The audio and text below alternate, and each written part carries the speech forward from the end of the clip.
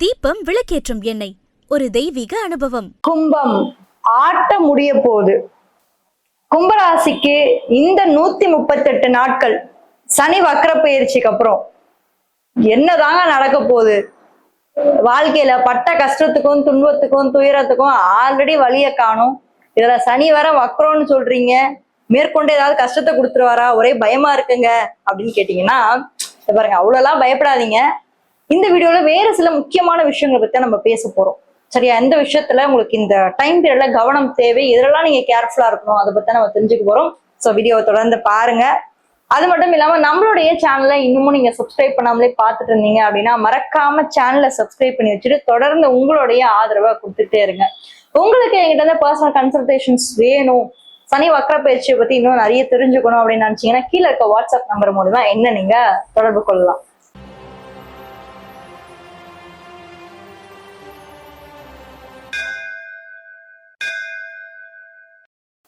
சனி பகவான் கால சக்கரத்துடைய 10, 11ஆம் பாவத்தோட அதிபதி.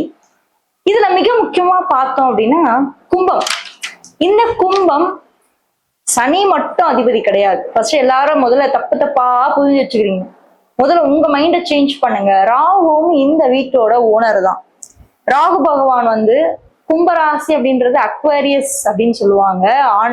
ஆங்கிலத்துல இங்கிலீஷ்ல எப்படி சொல்லுவாங்கன்னா, அக்வாரியஸ் அப்படின்றது ஒரு ஆண் ஒரு பானை வச்சுக்கிட்டு அவர் பாத்தீங்கன்னா பானையை கொஞ்சம் சாய்ச்சி வச்சுக்கிட்டு அதுல ஏதோ ஒரு விஷயம் வரும், ஒரு லிக்விட் மாதிரி வரும். அது என்னன்னு சொல்ல முடியாது. அது தண்ணியா இருக்கலாம், காசா இருக்கலாம், பணமா இருக்கலாம், துணியா இருக்கலாம், நகையா இருக்கலாம், என்ன வேணாலும் இருக்கலாம். அக்வாரியஸ் ரொம்ப சீக்ரெட்டிவ். கும்பம் ரொம்ப ரகசியம் புதைந்த ஒரு ராசியா. அப்ப விருச்சகம்லாம் யாருங்க நீங்க கேட்கலாம். அப்ப உடனே அடுத்து உங்களுக்கு இந்த மைண்ட் தோணும், எனக்கு அது புரியுது. விருச்சகமும் சரி கும்பமும் சரி, உங்களுக்கு தெரியாத விஷயங்களை சொல்றேன். எந்த அளவுக்கு விருச்சகம் ரகசியம் புதைந்த ஒரு ராசியோ அதே மாதிரி கும்பமும் ரகசியம் புதைந்த ஒரு ராசி. இந்த இடத்துல ராகு ஆளுமை செலுத்துறதுனால ராகு அன்பிரடிக்டபிள், கணிக்க முடியாத ஒருத்தர் தான் கும்பம். கும்பம்னா உடனே துன்பம்னு கமெண்ட் பண்ணுவீங்க, எனக்கு அது தெரியுமே. நீங்க ரைமிங் எல்லாம் கமெண்ட் பண்ணுவீங்க. இருந்தாலும் அந்த ராசியோடைய அந்த ஒரு சாராம்சம் இருக்கு பாத்தீங்களா, ராசியோட விஷயங்கள்.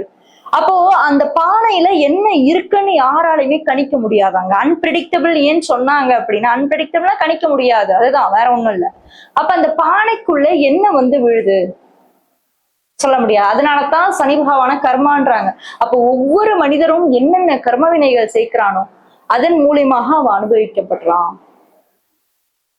சோ ரகசியம் குறைந்தது மிஸ்டீரியஸான ஒரு சைன் இந்த ஒரு கும்பம். ராகுவோட ஆதிக்கம் பெற்ற ஒரு ராசி. இந்த ராசியோட அதிபன் தான் சனி பகவான். அவரு தான் இப்போ ஒரு 138 நாள் வக்ரமாக போறாரு. ஆனா என்னங்க பிரச்சனையா, நமக்குலாம் எங்கெங்க 24 மணி நேரம் பிரச்சனை தான் அப்படின்னுவீங்க. பட் என்னன்னா, அவர் 2ஆம் வீட்டுல இருந்து தன்னுடைய பார்வைகளால நிறைய மாற்றங்களை கொண்டு வர போறாரு. எப்படின்னா, 2ஆம் வீட்டுல இருந்து தன்னுடைய 3ஆம் பார்வையின் மூலமாக 4ஆம் வீட்டை பார்க்க, சரிங்களா? அடுத்து 2ஆம் வீட்டுல இருந்து தன்னுடைய 7ஆம் பார்வையின் மூலமாக 8ஆம் வீட்டை பார்க்கிறாரு. அதே மாதிரி ராசியில இருந்து 11ஆம் பாவத்தை பார்க்கிறாரு. ஸோ இங்கெங்கெல்லாம் அவர் பார்வை பாருங்களேன், சூப்பரா பார்க்கிறாரு. 4, 8, 11. ஸோ 4ஆம் வீடு அப்படின்றது தாய்ஸ்தான், 8 அப்படின்றது நம்மளுடைய ஆயில் ஸ்தானம், அது எல்லாருக்குமே தெரியும். 11 லாபம். ஸோ 4ஆம் வீட்டை பார்க்கக்கூடிய இந்த சனி பகவான் அதுவும் 2ஆம் வீட்டுல இருந்து பார்க்கறதுனால ரொம்ப அருமையான ஒரு காலகட்டம். வக்ரமாகக்கூடிய இந்த டைம் வேற, அதுவும் ரிஷபத்தை வர பார்க்கிறாரு, அவருடைய ஃப்ரெண்டு வீடு வர. ஸோ தாயோட உறவு ரொம்ப இணக்கமான உறவா இப்ப ஏற்பட போகுது. அவங்க கிட்ட இருந்த அந்த மிஸ் அண்டர்ஸ்டாண்டிங் எல்லாமே இப்ப குறையும். அம்மாவோட சண்டை போட்டிருக்கீங்களா, கவலைப்படாதீங்க. இந்த ஒரு வக்ர காலகட்டம் திரும்பி உங்களை ஒன்னா சேர்க்கும். அவங்களுக்குள்ள இருக்கக்கூடிய அந்த மிஸ் அண்டர்ஸ்டாண்டிங் இது எல்லாமே கொஞ்சம் கொஞ்சம் சார்ட் அவுட் ஆகும், சரியாகும். அவங்களோட இருக்கக்கூடிய அந்த ஒரு அமைப்பு இன்னுமே உங்களுக்கு ரொம்ப சப்போர்ட்டிவா ரொம்ப பலமா இருப்பாங்க. ஏன்னா சுக்கிரனுமே இவர் வக்ரமாகும் போது 8ஆம் வீட்டுல தான் இருக்காரு. 8ஆம் வீட்டையும் சனி பார்த்துட்டு இருக்காரு அந்த காலகட்டத்துல. சோ தாய் வழி உறவுகளால நல்ல ஒரு பாசிட்டிவான விஷயங்கள் நடக்கும். அதே மாதிரி 8ஆம் வீடு அப்படின்றது தாயோடைய பூர்வீக சொத்துக்கள் உங்களுக்கு கிடைக்கிறதுக்கான வாய்ப்புகளுமே இருக்கு. கும்பராசிக்கு இயல்பாவே ஒரு பிரச்சனை என்ன தெரியுங்களா, கும்பமும் சனியோட வீடு தான். மகரமும் சனியோட வீடு தான். என்னதான் அவங்களுக்கு பணம் காசு கையில இருந்தாலும் கை ஓட்ட கை.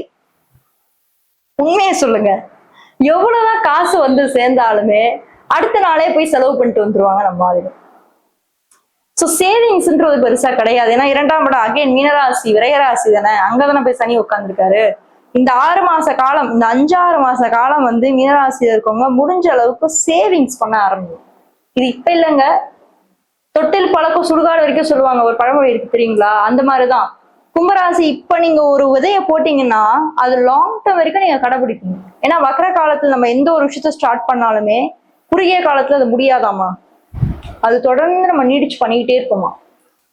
அதனால இந்த காலகட்டத்துல ஒரு சேவிங்ஸை போடுங்க, ஒரு பேங்க் அக்கௌண்ட் ஓபன் பண்ணுங்க, ஒரு ஸ்டேட்மெண்ட்டை கிரியேட் பண்ணுங்க. உங்க உங்க உங்க பேர்ல போட்டீங்கன்னா சத்தியமா பணம் நிக்காது. அதையும் சொல்லிடுறேன். ஒன்னு அம்மா பேர்ல ஜாயிண்டா போடுங்க, இல்ல அப்பா பேர்ல போடுங்க, தம்பி பேர்ல. ஃபேமிலினா 2ஆம் இடத்துல குடும்பத்துலதான் உட்கார்ந்துருக்காரு சனி பகவான். ஒரு ஃபேமிலியா சேர்ந்து பண்ணுங்க. தனியா எது பண்ணாலுமே அந்த இடத்துல வந்து உங்களுக்கு நிலைச்சு நிக்காது. விரயத்துல சனி பகவான் இருக்கிறதுனால நிலைச்சு நிக்காது. சரி, எளிய பரிகாரம் என்னெல்லாம் பண்ணலாம்? சில பேருக்கு டவுட் வரும், ஏங்க என்னங்க அப்ப லாபமே கிடைக்காத, வாழ்க்கை ஃபுல்லா இப்படிதான் இருப்போமானா சின்ன பரிகாரங்கள் உங்களுக்கு சொல்றேன், அதே ரெகுலரா பண்ணிட்டு வாங்க. காகங்களுக்கு சாப்பாடு போடுறது ஒரு பெரிய ஒரு ஸ்பிரிச்சுவல் பிராக்டிஸ், வழிபாடு. அடுத்து நாய்களுக்கு சாப்பாடு போடுறது, இது ரெண்டுமே நீங்க வந்து தொடர்ந்து பண்றது பெட்டர். ஏன்னா அவர் இருக்கிறது காலச்சக்கரத்துக்கே 12ஆம் வீடு, சேரிட்டி, நன்கொடை பண்றது. மீனம் அப்படின்றது விரயம், ஏதாவது ஒரு விஷயம் நீங்க கொடுக்கணும் அந்த பிரபஞ்சத்துக்கிட்ட, அப்பதான் திரும்பி வரும். எப்படி துலாமோ அது மாதிரிதான் மீனமும். அந்த இடத்துல வந்து நம்ம சேரிட்டி, நம்ம வந்து ஒரு அன்கண்டிஷனலா பண்ணணும். மீனத்தை பொறுத்த வரைக்கும் அந்த அன்கண்டிஷனல் லவ். துலாத்தை பொறுத்த வரைக்கும் கண்டிஷன்ஸ் இருக்கு. இது நீ கூட வியாபாரமா, இதை கூட நான் திரும்பி தரேன். பட் மீனம் வந்து அந்த அன்கண்டிஷனல் லவ். அந்த இடத்துல நீங்க அவங்களுக்கு எதுவுமே எதிர்பார்க்க மாட்டீங்க, வெறும் அன்பு தான். அதுங்க திருப்பி நம்ம கிட்ட கொடுக்குற ஒரு விஷயம் என்ன? அன்பு. சோ இந்த காலகட்டத்துல காகங்களுக்கும் நாய்களுக்கும் அன்கண்டிஷனலா சில விஷயங்கள் நீங்க பண்ணும்போது இந்த பிரபஞ்சமானது அது உங்களுக்கு திருப்பி கொடுக்கும், எந்த ஒரு எதிர்பார்ப்புமே இல்லாம. இதெல்லாம் எளிய பரிகாரம், இதெல்லாம் யாருக்குமே தெரிய மாட்டேங்குது. தெரிஞ்சாலும் நம்ம எல்லாம் பண்ணவும் மாட்டோம். இதெல்லாம் பண்ணுங்க, லைஃப் வந்து சூப்பரா சேஞ்ச் பண்ணுவார். ஏன்னா சனியோட பார்வை பலம் அந்த அளவுக்கு ரொம்ப ரொம்ப பவர்ஃபுல்லா இருக்கு இந்த காலகட்டம். 4ஆம் வீட்டை பாக்குறாரு. இந்த 138 நாள் ஜூலைல இருந்து ஸ்டார்ட் ஆகுது. ஜூலை 27ல இருந்து டிசம்பர் மாசம் வரைக்கும் இருக்கு. அப்படின்றதுனால 4, 8, 11. சோ இந்த பாவகங்கள் எல்லாத்தையுமே அவர் வந்து தொடர்பு கொண்டுட்டு இருக்காரு. ஸோ பாசிட்டிவான ஒரு டைம் பீரியட் தான். எந்த ஒரு விஷயமும் இல்லை, நிறைய பாசிட்டிவிட்டி நடக்க போகுது. தொடர்ந்து பார்க்கலாம். மகர ராசி தெரிஞ்சுக்கணும்னா இந்த வீடியோல ஃபர்ஸ்ட் கமெண்ட்ல ஃபர்ஸ்ட் லிங்க்ல கொடுத்துருக்கேன், மறக்காம செக் பண்ணுங்க. யாராவது ஒரு ஃப்ரெண்டுக்கு இந்த வீடியோ நீங்க ஷேர் பண்ணி ஹெல்ப் பண்ணணும்னு நினைச்சீங்கன்னா மறக்காம ஷேர் பண்ணி ஹெல்ப் பண்ணுங்க. தேங்க்யூ.